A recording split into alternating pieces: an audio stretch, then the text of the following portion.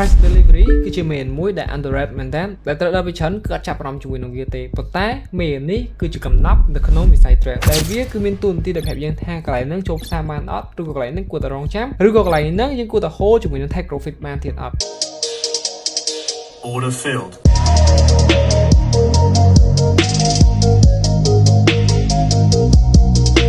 ចឹងនៅក្នុងវីដេអូនេះខ្ញុំត្រូវការបង្រៀនអ្នកនេះរបៀបនៃការ understand វាឬក៏របៀបនៃការមើលរបៀបនៃការរៀនពីដើមដល់ចប់មុនចាប់ផ្ដើមវីដេអូអ្នកខ្ញុំត្រូវការចុច like subscribe follow ទៅជាមួយនឹង Facebook page ខ្ញុំផងដើម្បីទូបានជាមួយនឹង content បែបហ្នឹងបន្ថែមទៀតហើយខ្ញុំត្រូវការចូលរួមជាមួយនឹង group Telegram ជាមួយនឹង channel Telegram ខ្ញុំផងដើម្បីទូបានជាមួយនឹង content update ថ្មីៗមុនគេអញ្ចឹងកុំឲ្យខាត់ពេកយើងចូលប្រកាន់មានរបស់យើងគឺតទៅជាមួយនឹង price delivery ដែល price delivery នេះគឺមានពីរប្រភេទដែលទី1គឺ character return ហើយមួយទៀតគឺជា V shape ដែលមេនេះគឺជួយយើងបង្ហាញជាមួយនឹងកន្លែងចូលផ្សារជាមួយនឹងកន្លែងដែលអត់គួរចូលអញ្ចឹងនៅពេលដែលយើង understand ជាមួយនឹង order block ឬក៏ understand ជាមួយនឹង liquidity understand ជាមួយនឹង direction ហើយគឺយើងត្រូវយល់អំពី price delivery ផងដែរអញ្ចឹងតកតងជាមួយនឹងកន្លែងនេះហើយដែលខ្ញុំដាក់ថា 80% ហើយ 20% ផ្សេងៗតែគ្នាយើងនឹងយល់គ្នាយើងនឹងដឹងហើយអញ្ចឹងគឺយើងមិនស្វែងយល់ទៅជាមួយនឹង corrective return ទាំងអស់គ្នាអញ្ចឹងនៅក្នុងការចូលផ្សារនៅពេលដែលការចូលផ្សារគឺយើងតែ mark ជាមួយនឹង PD array mark ជាមួយនឹង order block រកជាមួយនឹង OTE រកជាមួយនឹង sell side buy side liquidity ផ្សេងៗហើយអញ្ចឹងនៅពេលដែលគ្នាយើងរងចាំចូលនៅ order block អ្នកគ្នាប្រកាសជារងចាំហើយថាអ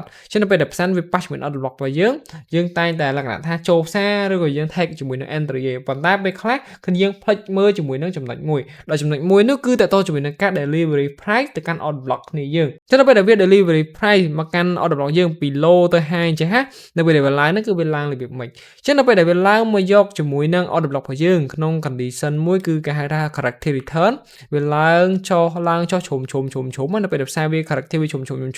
វាឡើងអត់សូវខ្លាំងប្រហែលទេដែលវាចំណាយរយៈពេលឡើងរបស់វាគឺរហូតដល់1ម៉ោងទៅ2ម៉ោងអញ្ចឹងទៅក្នុង condition ឡើងចុះញឹកចេះអញ្ចឹងមិនថា condition នេះគឺយើងហៅវាថាជា corrective return វាឡើងដើម្បីចុះមិនថា buy to sell អញ្ចឹងនៅពេលដែលយើងឃើញ condition ប៉ុណ្ណឹងដែលវាឡើងមក order block របស់យើង confirm ជាមួយនឹង order flow ចុះ confirm ជាមួយនឹង sell side liquidity confirm ជាមួយនឹង draw on liquidity ផ្សេងហើយវាឡើងមកយក order block របស់យើងណាអញ្ចឹងមិនថាកន្លែងនេះគឺមានភាគរយច្រើននៅក្នុងការ reverse បែរថាលំហូរឡើងក៏លំហូរចុះក៏ដោយបើមិនជាក្នុងកន្លែងថាកន្លែងនេះលំហូរចុះពេលដែលវា corrective ឡើងទៅលើ market delivery ឡើងទៅលើវាឡើងជា corrective return ភាគរយដែលវា reverse ឬក៏ភាគរយដែលវាចុះគឺ 80% ហើយភាគរយដែលវាបន្តឡើងទៅលើទៀតគឺត្រឹមតែ 20% ទេអញ្ចឹងវាមិនមែន 100% គឺវាតែងតែមានជាមួយនឹងតិចហ្នឹងដើម្បីលក្ខណៈថា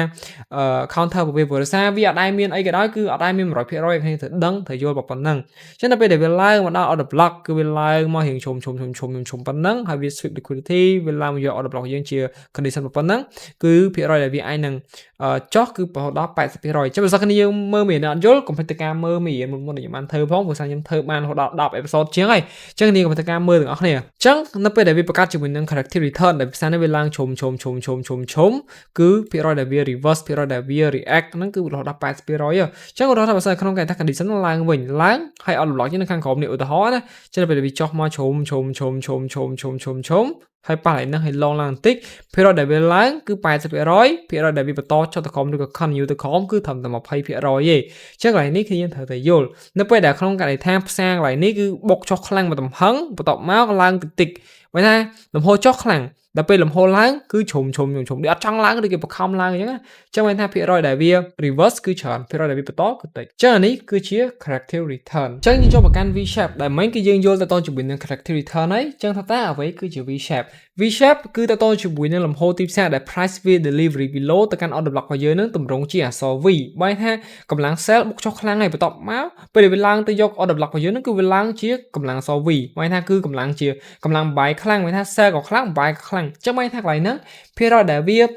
ចុះមកក្រោមភាគរយដែលវា reverse គឺតិចវិញ 20% វិញប៉ុន្តែភាគរយដែលវាបន្តឡើងទៅលើគឺរហូតដល់ 80% អញ្ចឹងបើថាបើសិនជាក្នុងករណីថាយើងចាំចូល sell នៅតម្លៃកន្លែងនេះនៅពេលដែលផ្សារហ្នឹងវានៅខាងក្រោមនេះសុកសិតដល់សុកធំតែរយៈពេលធំតែ5នាទីគឺបុកឡើងទៅដល់ order block របស់យើងអញ្ចឹងគឺបែរថា order block ហ្នឹងគឺចាប់ដើមទប់អត់ជាប់ទេព្រោះដោយសារកម្លាំង sell ជាមួយនឹងកម្លាំង buy គឺប្រហែលគ្នាអញ្ចឹងបែរថាគឺវាអត់មានខាងណាមានប្រៀបជាងអញ្ចឹងបែរថាកម្លាំងទៅកាន់ណាកម្លាំង buy កម្លាំង sell មានប្រៀបលក្ខណៈថា ស្មើគ្នាចឹងទៅវាធ្វើឲ្យ order block ហ្នឹងគឺវាចាប់ផ្ដើមខ្សោយវាអាចនឹងមានភាគរយទៅកាន់កម្លាំង buy វិញដោយសារតែកម្លាំង buy នេះគឺវាឡើងខ្លាំងភ្លាមអញ្ចឹងតែកាលណាវាឡើងខ្លាំងភ្លាមកម្លាំង sell នេះវាទៅជាប់ទេអញ្ចឹង order block គឺយើងអាចធ្វើការចូល sell បានទេគឺវាអត់ដូចទៅនឹង corrective return ទេភាសា corrective return នៅពេលដែលវាកម្លាំងចុះនេះកម្លាំងចុះខ្លាំងភាគរយដែលវាចុះគឺចុះខ្លាំងហើយឡើងទៅវិញនេះគឺឡើងដូចគេចាប់បខំអញ្ចឹងវាឡើងតិចគឺក៏វាឡើងយឺតគឺធ្វើឲ្យលំហូរទីផ្សារហ្នឹងគឺ reverse មកក្រោមទំហឹងយកបដ ចាំបើសិនក្នុងករណីថានៅពេលដែលវាបង្កើតជាមួយនឹង V shape មិនថាយើងចាប់ order block ឡើងហ្នឹងហើយយើងហៅឡើង sell ហើយតមកពេលដែលវាឡើងទៅខ្លាំងវាឡើងទៅមួយ candle វាឡើងទៅ order block របស់យើងមួយ candle ចាំមិនថាកន្លែងហ្នឹងគឺយើងហៅវាថាជា V shape ហើយដែលភាគរយនៃការបន្តឡើងខ្លាំងលើទៀតគឺភាគរយដែល continue គឺរហូតដល់ 80% ហើយភាគរយដែលវានឹងធ្វើការ reverse មកក្រោមឡើងនេះគឺត្រឹមតែ 20% ទេអញ្ចឹងមិនថា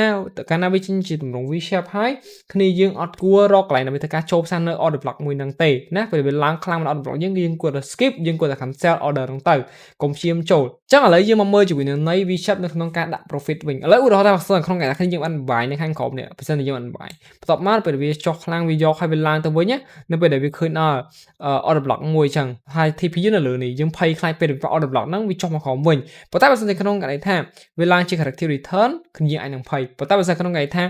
វាឡើងជា V shape TP នៅលើនេះបន្ទាប់មក order block យើងនៅកន្លែងនេះអត់មែន order block យើងទេគឺ order block ដោយចាំកាក់ជាមួយនឹងតម្លៃទីផ្សារកុំឲ្យដល់ TP ឧទាហរណ៍ចឹងនៅពេលដែលយើងបានចូល buy នៅកន្លែងនេះ